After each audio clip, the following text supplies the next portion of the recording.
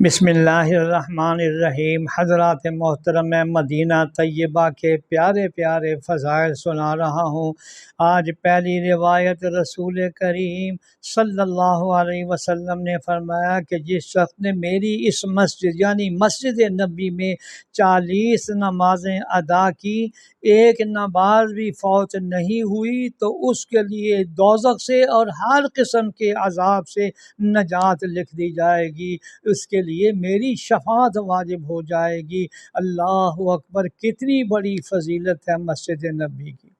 اور ایک روایت میں رسول اکرم صلی اللہ علیہ وسلم نے فرمایا، جس شخص نے حج کیا اور میری زیارت نہ کی یعنی میری قبر پر نہ آیا، اس نے مجھ پر ظلم کیا ہے۔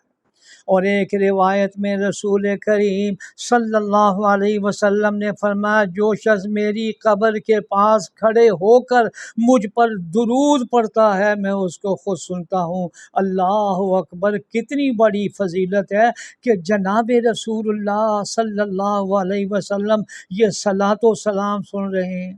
اور ایک روایت میں حضور صلی اللہ علیہ وسلم نے فرمایا، جو شخص میری قبر کے پاس کھڑے ہو کر مجھ پر درود شریف پڑھتا ہے، میں اس کو خود سنتا ہوں، اور جو شخص کسی اور جگہ سے درود شریف پڑھتا ہے تو اس کی دنیا اور آخرت کی ضرورتیں پوری کی جاتی ہیں، اور میں قیامت کے دن اس کا گواہ اور سفارشی ہوں گا۔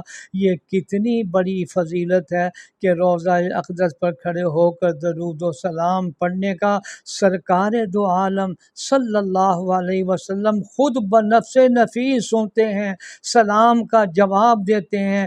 اس لیے ادب و احترام سے نظر جھکا کر بڑے ہی خلوص سے سلام پیش کرنا چاہیے، اور مدینہ منورہ کے قیام کے دوران زیادہ سے زیادہ یہ سعادت حاصل کرنی چاہیے۔